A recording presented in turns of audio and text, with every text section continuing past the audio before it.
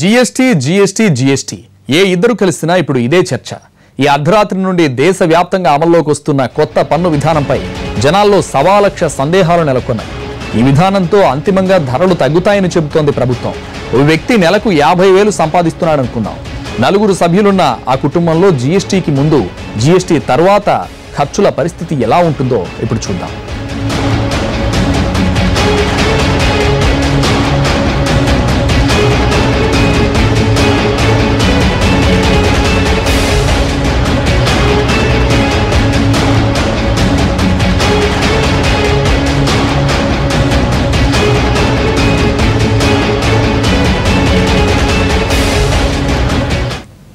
కుటుంబ నెలవారీ బడ్జెట్పై జీఎస్టీ పెద్దగా ప్రభావం చూపదనే చెబుతున్నారు విశ్లేషకులు. గతంలో ఉన్న ట్యాక్స్లకు జీఎస్టీలో ఉన్న పన్ను స్లాబుల్లో పెద్దగా మార్పులు లేకపోవడమే అందుకు కారణమని చెబుతున్నారు. గతంలో మాదిరే ఇప్పుడు కూడా ట్యూషన్ ఫీజులకు ట్యాక్స్ నుండి మినహాయింపులు ఇచ్చారు. అయితే క్యాంటీన్ వంటి ఇతర సదుపాయాలను 18% పన్ను పరిధిలోకి తీసుకొచ్చారు. నెలకు 80,000 ఆర్జించే ఓ కుటుంబ నెలవారీ ఖర్చుపై జీఎస్టీ ప్రభావం ఏ విధంగా ఉంటుందో ఇప్పుడు చూద్దాం.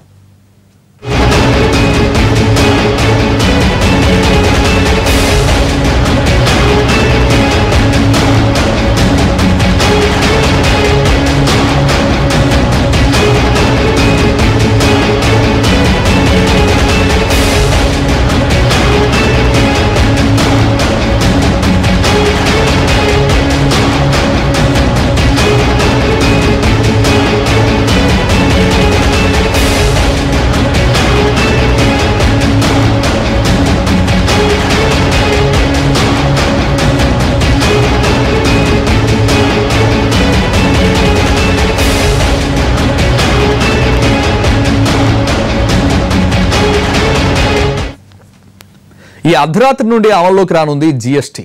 అయితే ఏ వస్తువులు, సేవలను ఏ స్లాబుల్లోకి విభజించారనే విషయంలో ఇంకా గందరగోళం ఉంది.